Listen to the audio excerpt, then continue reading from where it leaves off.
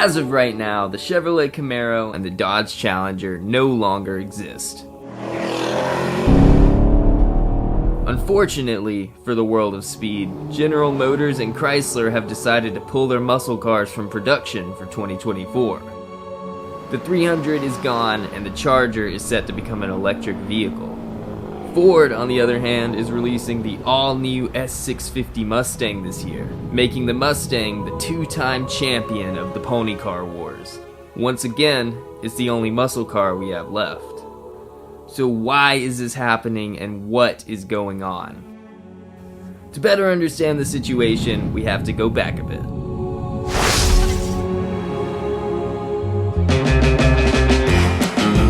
In the 1950s, the American manufacturing industry was booming and racing was more popular than ever.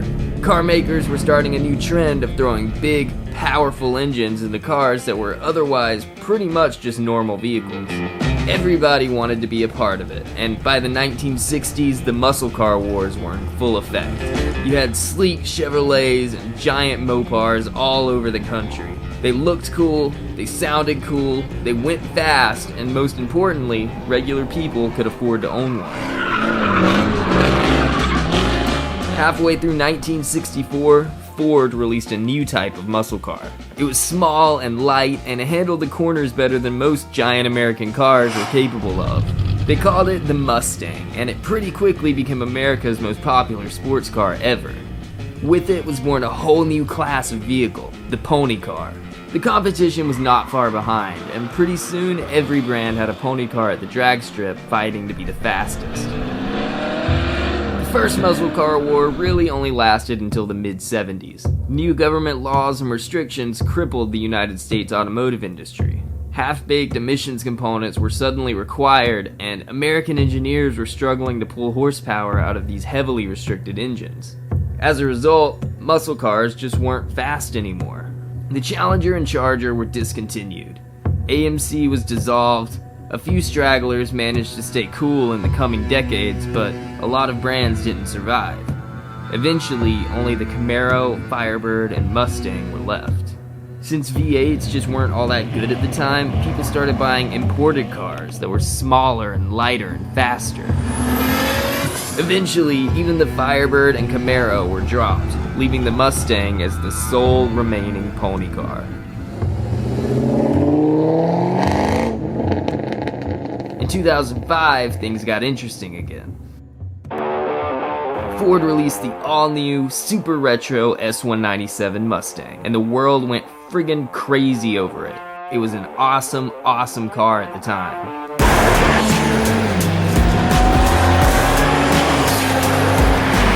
For the first time since the 70s, the Ford Mustang felt like a purebred muscle car. The handling of this car isn't bad by any means. I'm thoroughly enjoying tearing up this curvy road. Weighing in at over 3,400 pounds, it's not a lightweight car. It's got a little bit of body roll, and even on the V6, the tail end has a tendency to whip out. But it's a Mustang, that's part of the fun. It should feel a little bit dangerous. It wasn't too refined, and it definitely wasn't as classy as the classics, but we didn't care. You could get a 4.6 liter V8 engine under the hood and burn your rear tires off.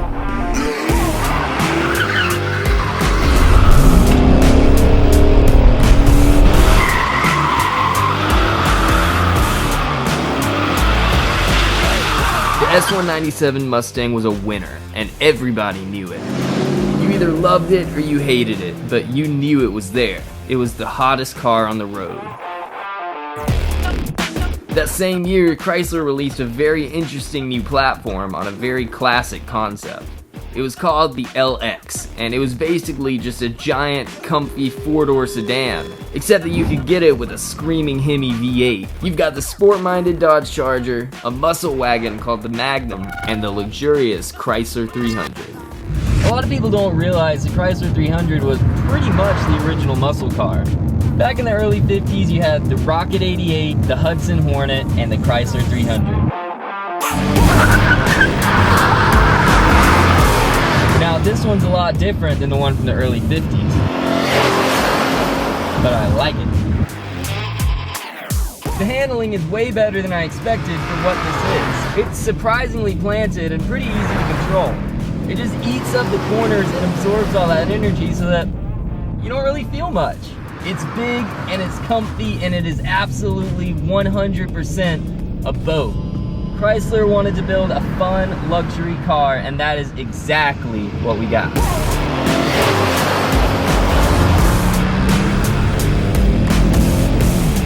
Things were looking pretty good for American cars in the 2000s. Eventually, even the damn police were driving muscle cars, and in the next few years, the Chevy Camaro and Dodge Challenger were slated to make a comeback. It was a very, very exciting time to be a young car lover here in America. The classic muscle cars that our dads always talked about were suddenly available to us. Only these muscle cars were a whole lot faster than the old ones.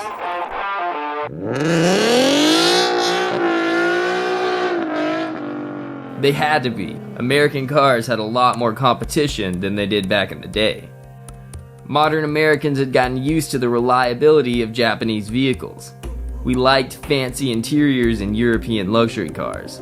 Small engines were a lot more powerful than they used to be, and our performance car scene was absolutely full of hot-rodded imports. American cars had a pretty bad reputation in the early 2000s, and it was going to take some time to repair that. Muscle cars were forced to compete with world-class sports cars now. By the time the new Camaro and Challenger were released, cars had gotten a little bit better than they were in 2005. The Mustang, Charger, and 300 were due for an update. General Motors was not about to pull any punches. This next generation of pony cars was going to be fast.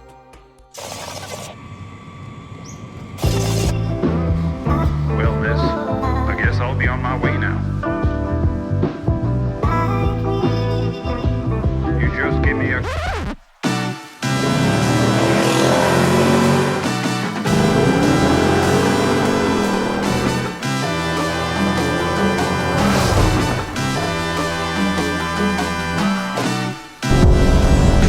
I've been driving this car on the beach, and this is when this car really makes sense. I'm having a lot of fun right now. I'm comfy right now. The car performs well when you want it to, but it's actually really tame when you want it to be. The car is powered by a 6.2-liter LT1 V8 engine. It pushes 455 horsepower and 455 torque from the factory. It's not a nimble featherweight roadster, but yes, it does handle well. It's got Brembo brakes. It's a pretty competitive car. The car's like a well-trained beast. It'll be gentle with you, but when you want to go, you just grab it by the horns and it'll scare the crap out of you. The interior is not as retro as the Mustang, and it's not as spacious as the Challenger, but I gotta say, it's just really cool. It's filled with sharp corners and colored accents. This is a 2SS, so it comes with some frilly luxury features, like a heated steering wheel, air-conditioned seats, a heads-up display, which is really cool. But this is a Chevy Camaro SS. The interior is not what you buy it for. You buy it because you want to open up the V8. The car has 4 modes: Touring, Snow and Ice, Sport, and Track. The Touring mode is really nice, but as soon as you switch it into that Sport or Track mode,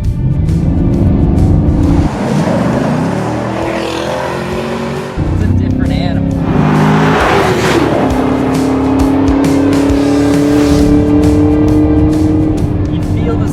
Tighten up, you feel the transmission hold it in lower gear. The car turns gasoline into noise, it turns courage into speed. And it's fast.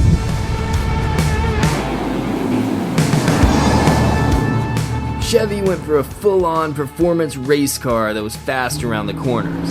Dodge went a different direction.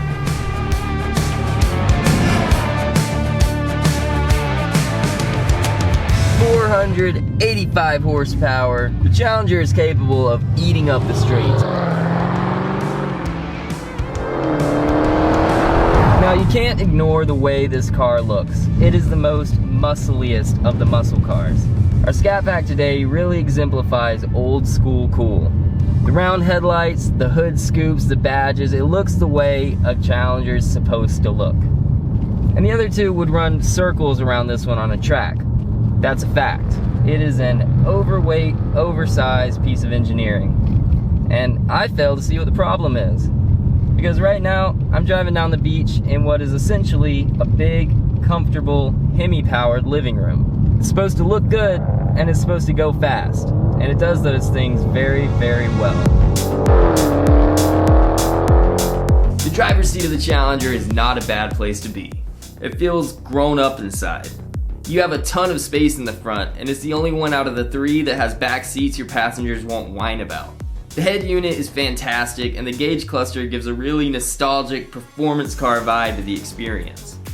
The Scat Pack we have today is equipped with a 392 Hemi V8. It's pushing 485 naturally aspirated horsepower and 475 pound-feet of torque. It's a powerful vehicle. You can show me the numbers. The Camaro and the Mustang just don't feel like this, and you can't tell me otherwise.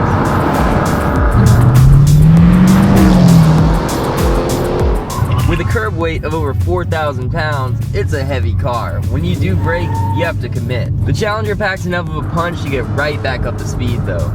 A smaller car might have you in the corners, but it's hard to overcome the raw power of a V8 if you get a chance to open it up. This is not a race car, and it's not supposed to be. This is the big, savage monster that the Challenger always was. It is purely and unapologetically a muscle car.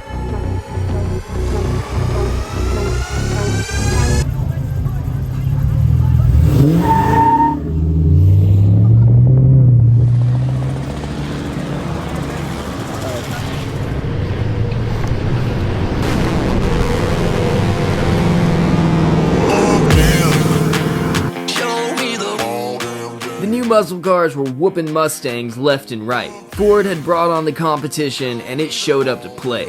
So they responded with this. The S550 Mustang, aka the winner of the muscle car war. It was classy, it was classic, it was powerful, and all your friends wanted to ride in it. It had a brutal 5-liter Coyote V8 that would wake up your neighbors. It was the perfect American sports car.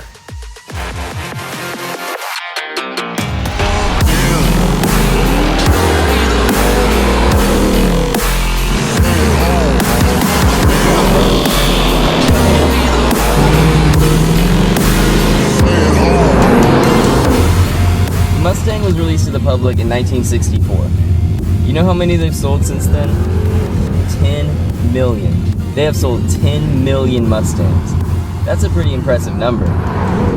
While we're on the topic of impressive numbers, let me throw these at you. This car in particular is powered by a 5-liter V8 engine, which is a classic for these cars, except that this one is making 460 horsepower and 420 foot-pounds of torque.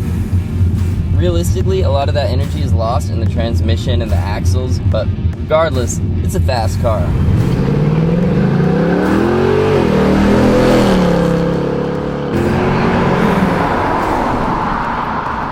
Camaro had a little more low-end torque due to its larger engine.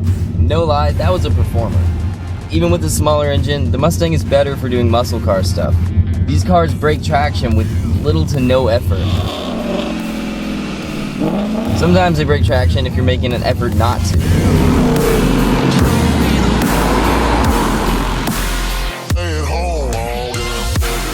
The outside was a muscle car, but inside was a rocket ship. Once again, Ford had knocked it out of the park. The S550 Mustang was a winner, and everybody knew it. That didn't stop the competition. The Charger was the fastest sedan on the road, and the 300 gave people a flashy, high-powered luxury car. The Camaro was the quickest around a racetrack, and the Challenger was the purest muscle car out there. They all had their place, and we all liked it that way. It looks like the Mustang is the only survivor right now, and not even the Ford people are happy about it. Where's the fun in that? History rarely repeats itself, but it often does rhyme. In the 1970s, muscle cars simply were not compatible with the new emissions regulations, and the era of fast domestic automobiles was put to an end. It took 30 years for American car makers to figure it out, and the second muscle car era gave us the fastest, most brutal American sports cars ever built. In the 2020s, the government wants electric vehicles, and unfortunately, upcoming regulations simply are not compatible with muscle cars. My late grandfather was a muscle car guy through and through. He had all sorts of cool American cars throughout his life, and he was excited when they came back in the 2000s. Cruising, that's what we like to do at our age, you know. And when I first started driving, gas was 19 cents a gallon, you know. And you had $2, you'd go take your girlfriend out on a date and go to the movie with $2, you know. Oh, I've always been enthused with old cars and stuff. It's just my raising, you know. I was raised up in old cars and stuff. My mom, dad, when I was small, they had like a 40-mile Chevrolet Ford. I have a 57 Chevrolet 210. This is my generation, and I hope y'all's generation will take over this one day. Because we're old, we're getting old, we're going, you know. We was talking downtown at the car cruise Saturday night. We was hoping that y'all's generation try to keep the old generation alive, you know. Today's fancy modern cars are tomorrow's classics. The Camaro, the Challenger, the Charger, and the 300 didn't show up for 2024. We got 2 amazing decades out of this muscle car war, but it's certainly sad to see it go. General Motors has announced that the Camaro's story is not over, and I guess we'll have to wait and see what that means. As for right now, all we can do is take care of these future classics and enjoy the memories we got from one of the greatest eras in automotive history. Goodbye, muscle cars.